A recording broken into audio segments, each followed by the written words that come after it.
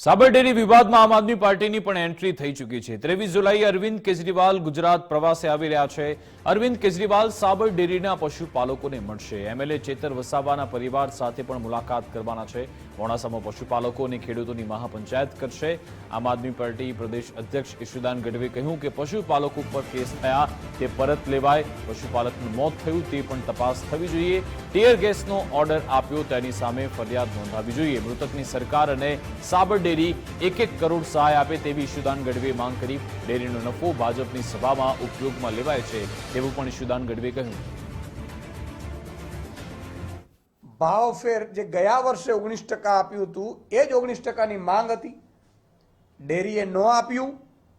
એટલું જ નહીં, એમણે વારંવાર દર વર્ષે ભાવફેર આપે નહીં, આંદોલનો થાય, એકાદનું મોત થાય અને પછી એ લોકો જાહેર કરે। અમે માંગ કરીએ છીએ આગામી 2 દિવસની અંદર આ જાહેરાત કરી દેવામાં આવે।